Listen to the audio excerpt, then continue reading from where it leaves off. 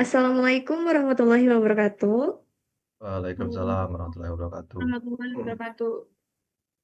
Baik, di sini kami akan mempresentasikan untuk etika profesi, yaitu pada bab yang ke-8 dengan materi dampak teknologi informasi terhadap produktivitas dan kualitas hidup di Indonesia. Dengan dosen pengampu yaitu Bapak Insinyur Imam Asrowardi, Eskom Mkom, MPD, IPM ASEAN Ang, dan Ibu Agiska Ria Supriyatna, SSI MTI. Sebelumnya saya di sini tidak sendirian, yaitu di sini saya Fadila Azliana dengan NPM 24782009 dan rekan-rekan saya. Saya Naufal Alfatan Hafiz, kelas TRI 3C dengan NPM 24782088. Dengan saya Meila Aidiasari, NPM 247820882 dari TRI kelas C.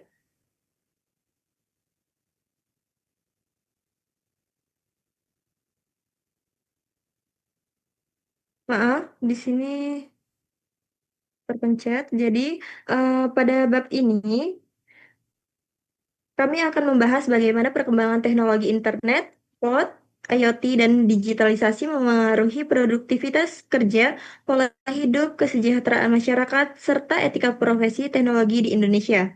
Di sini dibuka dengan kutipan dari Presiden Joko Widodo pada tahun 2023, yaitu eh, pada kutipannya berisi transformasi digital adalah kunci utama untuk mewujudkan Indonesia Emas tahun 2045.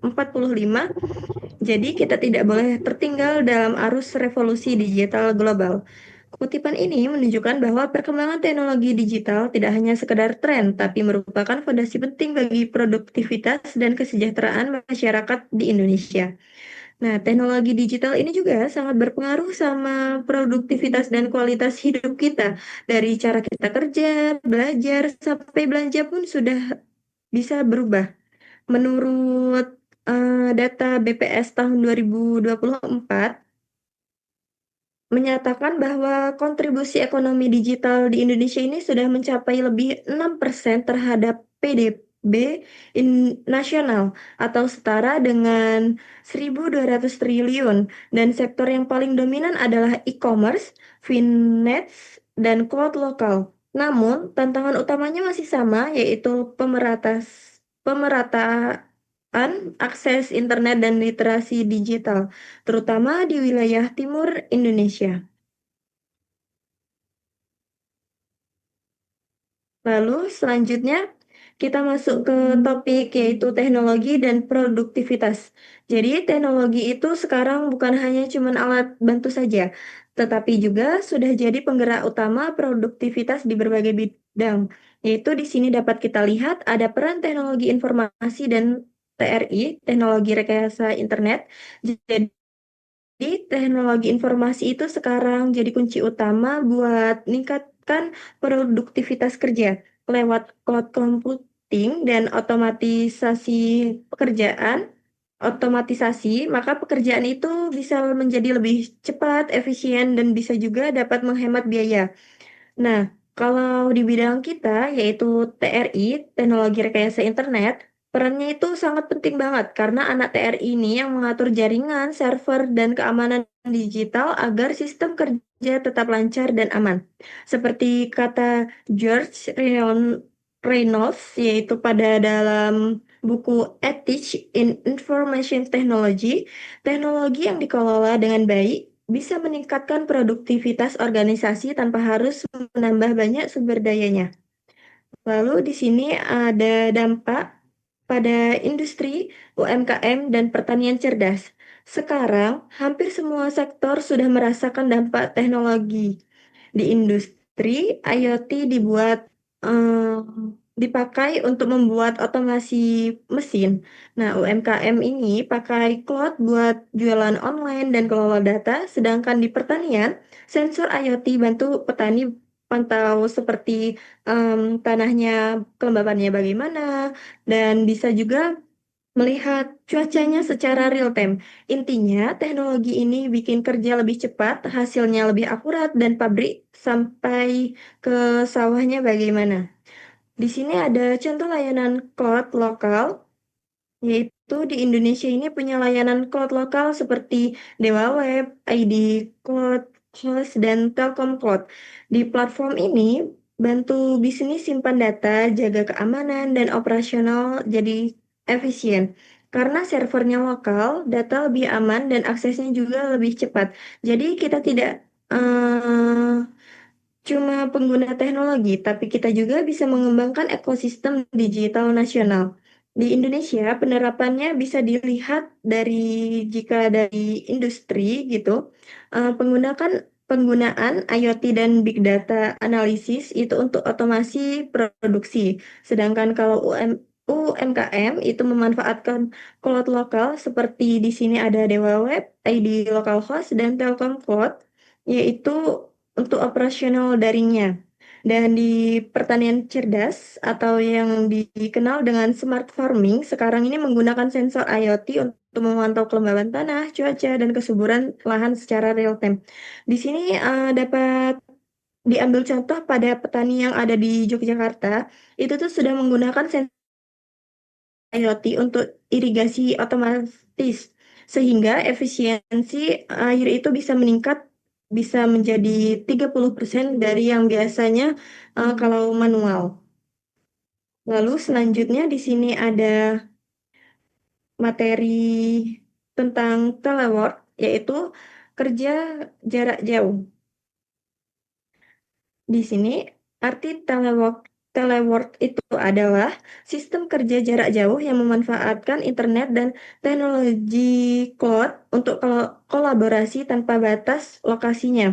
Jadi sistem kerja ini tim ini bisa tetap kolaborasi meskipun tidak harus ketemu secara langsung karena bisa juga dari rumah atau orang yang lain itu bisa dari luar kota, bisa juga dari kafe ataupun di mana saja, asalkan ada internet dan teknologi cloud-nya.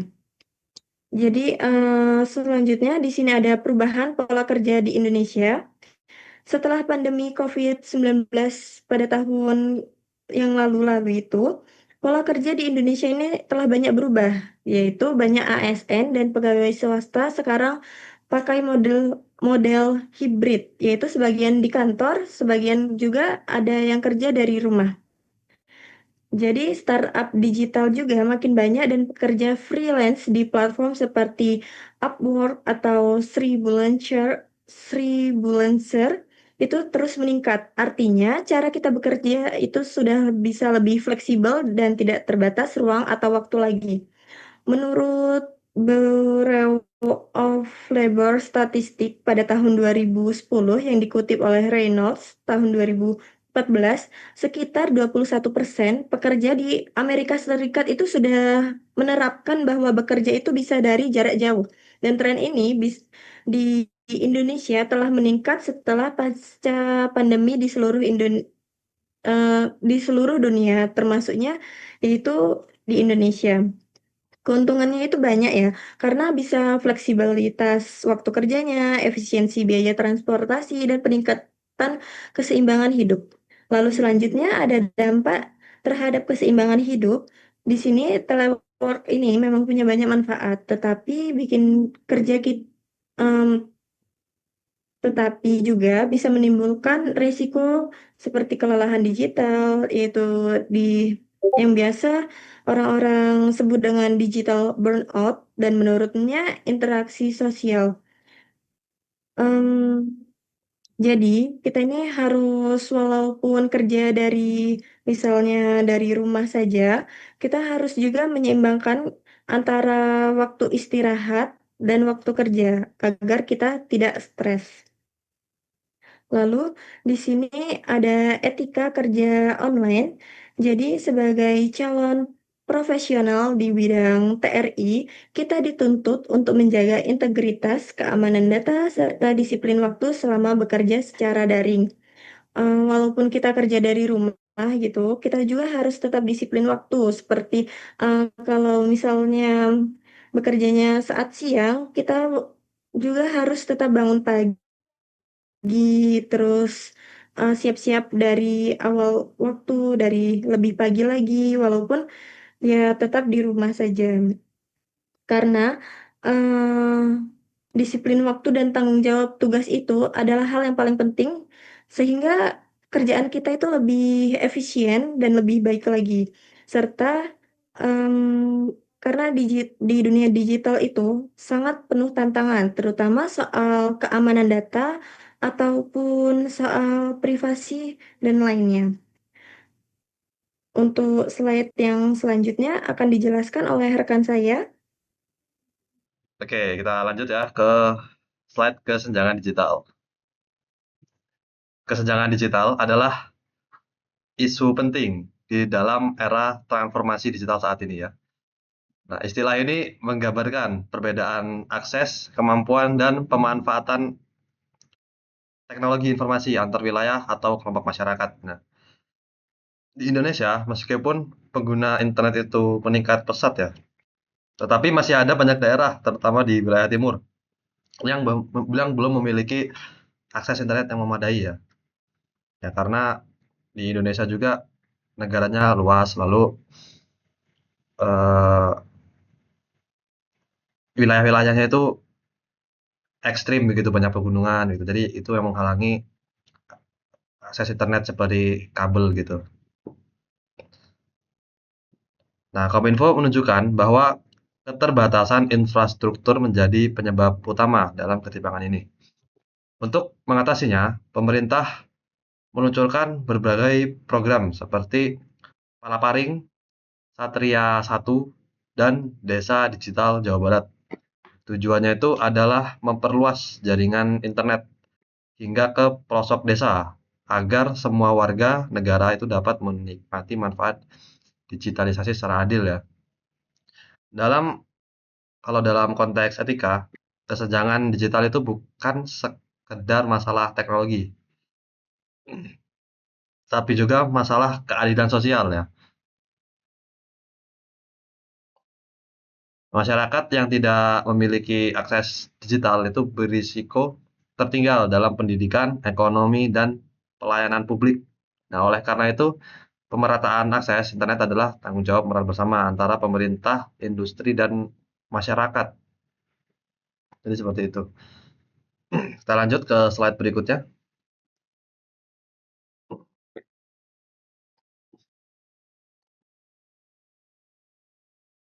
Nah, di sini ada slide teknologi kesehatan digital, e-health, telehealth, dan m-health.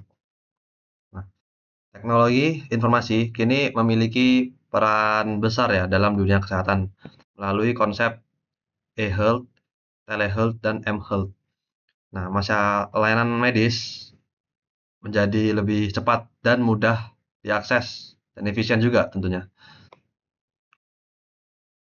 Di Indonesia itu berbagai platform, ya di Indonesia sendiri ada berbagai platform seperti Halodoc, Halodokter, dan Peduli Lindungi.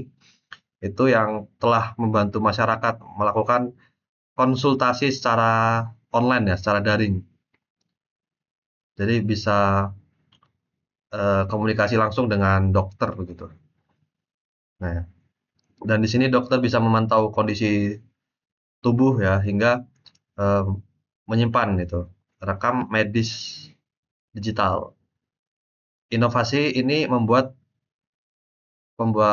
pelayanan kesehatan itu dapat menjangkau masyarakat luas, termasuk yang wilayah mereka itu aksesnya itu jauh gitu dari rumah sakit gitu, dari fasilitas medis gitu. Nah, dan selain itu banyak rumah sakit kini menggunakan sistem informasi manajemen rumah sakit ya, SIMRS, yang mempercepat pengelolaan data pasien dan meningkatkan koordinasi antar bagian ya. Hal ini menunjukkan bagaimana digitalisasi mampu meningkatkan efisiensi dan kualitas layanan medis di tanah air. Namun, di balik manfaatnya itu muncul isu etis dan keamanan data yang tidak boleh diabaikan tentunya. informasi medis itu kan bersifat sangat pribadi ya, sehingga kebocoran data atau penyalahgunaan itu dapat menimbulkan dampak yang serius begitu.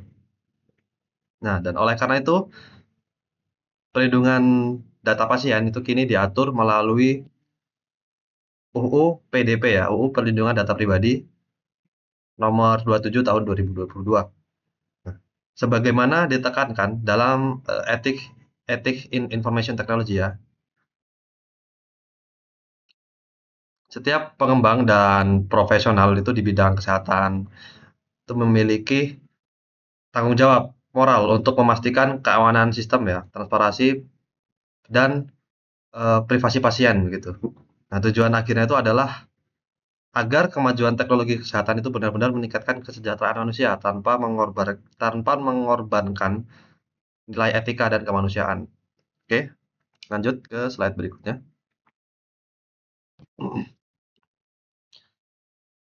Nah, di sini ada slide etika dan dampak sosial ya. Kemajuan teknologi itu di dalam informasi digital telah membawa perubahan besar dalam kehidupan manusia ya. Di satu sisi, teknologi meningkatkan efisiensi kerja, memperluas akses pendidikan, menciptakan lapangan kerja digital, dan membuat pelayanan publik menjadi lebih cepat dan transparan. Nah, namun, di sisi lain muncul juga berbagai tantangan etis dan sosial. Contohnya, kelelahan digital ya. Contohnya itu kelelahan digital akibat penggunaan teknologi yang berlebihan, penyalahgunaan data pribadi, serta berkurangnya interaksi sosial secara langsung antar individu.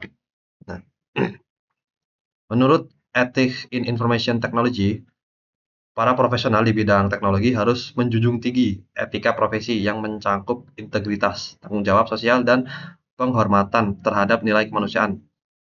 Teknologi itu seharusnya tidak hanya berorientasi pada efisiensi digital, tetapi juga peningkatan kesejahteraan manusia dan keadilan sosial dalam dunia digital ya. Dengan demikian para masyarakat ya dalam etika dalam perkembangan teknologi sangat penting gitu agar kemajuan digital dapat memberi manfaat bagi semua orang tanpa meninggalkan siapapun di belakang gitu. Oke, lanjut. Slide selanjutnya akan dilanjutkan oleh teman saya.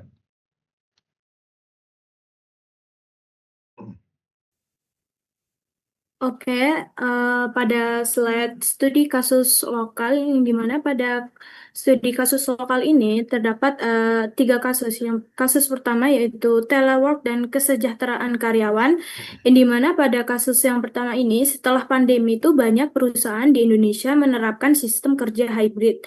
Kemudian studi BPS itu menunjukkan produktivitas meningkat, tetapi sebagian pekerja itu mengalami burnout akibat jam kerja tidak teratur.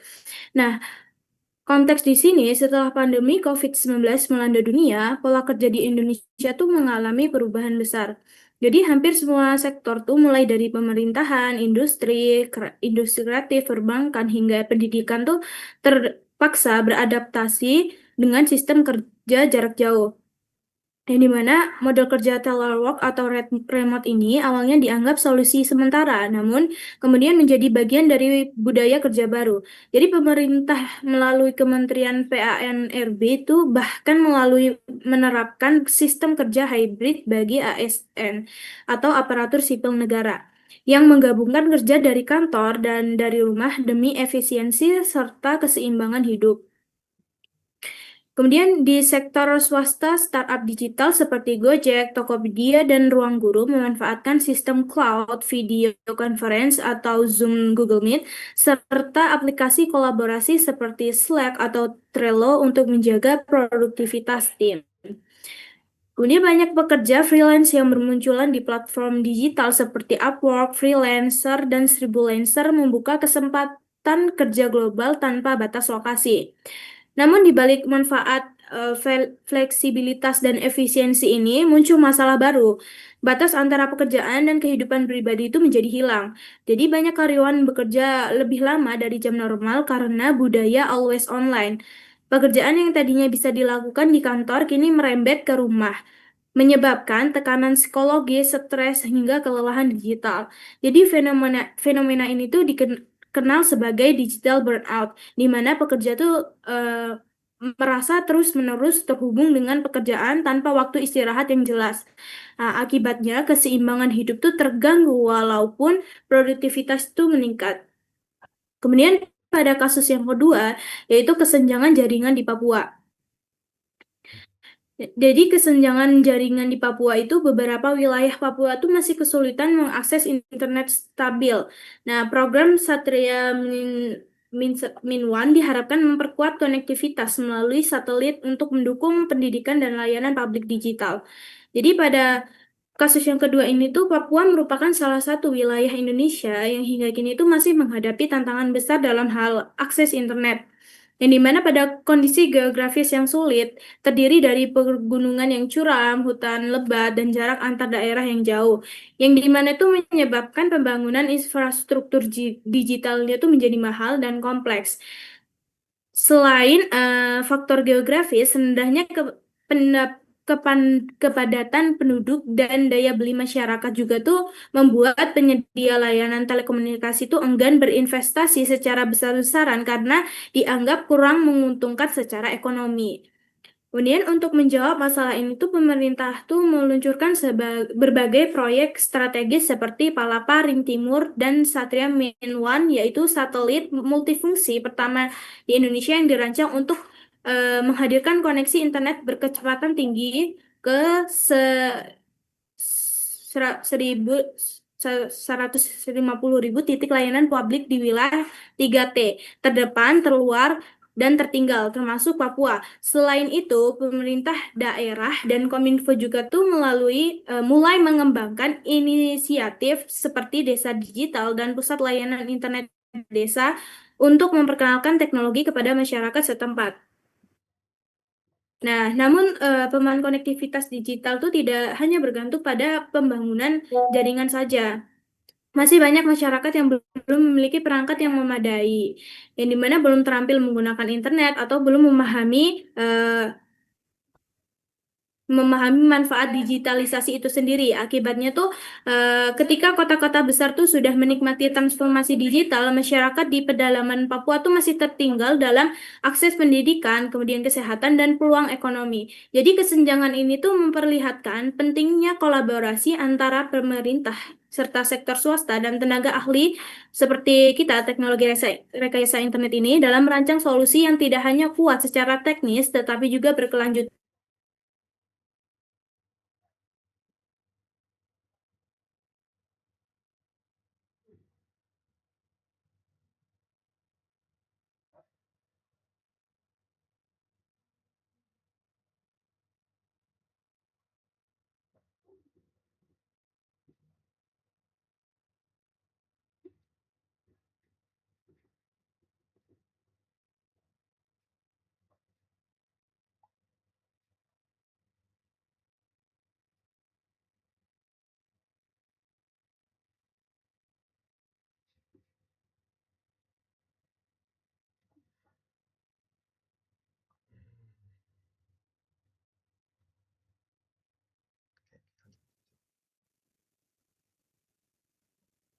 Maaf, tadi sebelumnya sampai mana ya?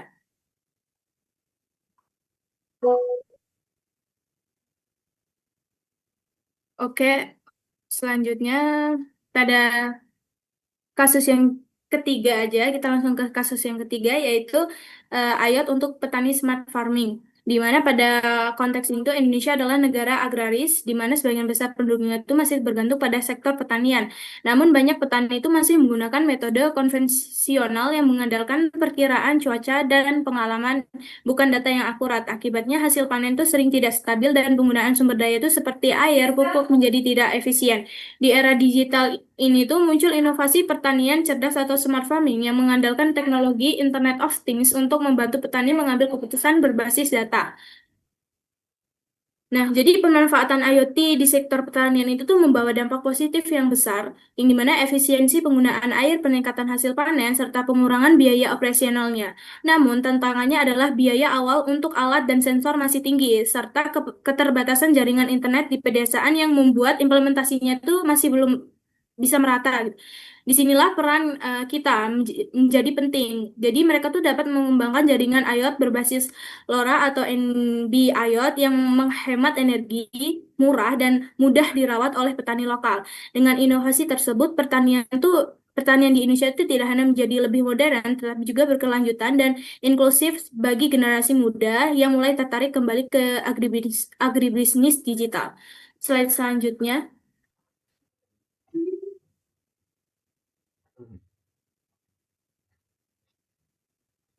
Kemudian pada ringkasan dan refleksi etis. Nah, ringkasan umum ini teknologi informasi telah meningkatkan produktivitas dan kualitas hidup masyarakat Indonesia melalui digitalisasi di berbagai sektor industri, pendidikan, kesehatan, dan pemerintahan.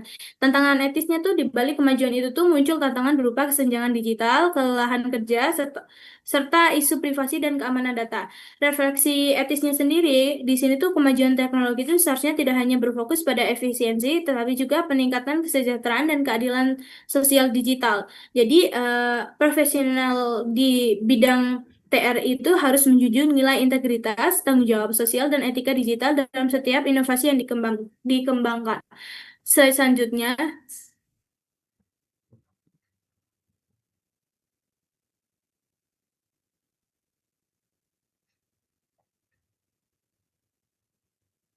nah untuk selanjutnya ini terdapat pertanyaan reflektif yang dimana pada pertanyaan satu, apakah kemajuan teknologi benar-benar membuat hidup masyarakat Indonesia itu lebih seimbang dan bahagia atau justru menambah tekanan digital? Dan di sini apakah ada dari teman-teman ingin menjawab? Saya ingin menjawab pertanyaan yang nomor satu. Baik, di sini saya akan menjawab. eh, Apakah kemajuan teknologi ini benar-benar membuat hidup masyarakat Indonesia lebih seimbang dan bahagia, atau malah menambah tekanan digital? Jadi, kemajuan teknologi ini membawa banyak manfaat bagi masyarakat Indonesia. Nah, internet dan inovasi digital membuat pekerjaan lebih efisien, komunikasi lebih cepat, serta akses pendidikan, kesehatan, dan ekonomi lebih mudah.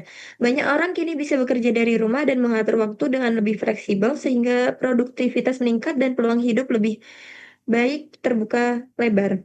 Tetapi kemajuan ini juga bisa menimbulkan tekanan baru karena banyak orang mengalami kelelahan digital karena tuntutan untuk selalu online dan batas waktu kerja yang makin tidak lebih efisien gitu. Selain itu juga tekanan sosial di dunia maya seperti perbandingan gaya hidup dan ketakutan tertinggal teknologi bisa memicu stres. Jadi, apakah teknologi membuat hidup lebih bahagia atau malah menjadi menambah tekanan? Semua itu tergantung pada cara orangnya masing-masing dalam mengelola kehidupannya. Jadi, teknologi itu akan membawa keseimbangan jika digunakan dengan bijak. Pemerintah, perusahaan, dan profesional teknologi perlu menciptakan lingkungan digital yang manusiawi dengan sistem kerja sehat dan fitur yang menjaga kesehatan mental. Dengan begitu, kemajuan teknologi bisa benar-benar menjadi sumber kebahagiaan, bukan malah menjadi beban yang baru dalam kehidupan kita. Selanjutnya, di sini ada pertanyaan yang nomor dua. Soalnya, apakah pemerataan akses digital sudah menjadi prioritas utama dalam mewujudkan keadilan sosial di era transformasi digital? Untuk teman-teman, adakah yang ingin menjawab untuk pertanyaan yang nomor dua ini? Saya akan menjawab pertanyaan nomor 2 ya. Nah, apakah pemerataan akses digital sudah menjadi prioritas utama dalam mewujudkan keadilan sosial di era transformasi digital? Jawabannya itu iya. Pemerataan akses internet itu sudah menjadi salah satu prioritas pemerintah Indonesia ya, melalui program seperti Palaparing, Satria 1, dan Desa Digital. Namun kenyataannya di lapangan itu masih belum begitu ya, masih belum sepenuhnya ideal gitu. Masih ada kesenjangan besar antara kota dan desa gitu. Jadi lanjut ke pertanyaan ketiga. Oke, pada pertanyaan ketiga, sejauh mana etika profesional harus diterapkan agar teknologi tidak disalahgunakan dalam kehidupan sehari-hari? Jadi, etika profesional itu sangat penting agar teknologi digunakan untuk kebaikan manusia, bukan sebaliknya. Jadi, dalam teknologi di bidang kita, yaitu teknologi jasa internet, setiap inovasi itu harus dirancang dengan prinsip integritas, tanggung jawab sosial, dan perlindungan privasi.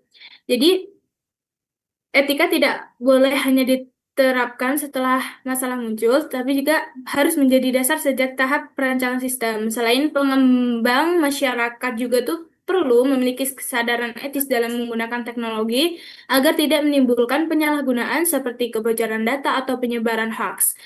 Jadi tanpa etika, kemajuan teknologi akan kehilangan arah, tetapi dengan etika, teknologi akan menjadi alat yang bermartabat dan membawa kesejahteraan bagi semua. Oke, cukup. Saya saya persilakan untuk moderator.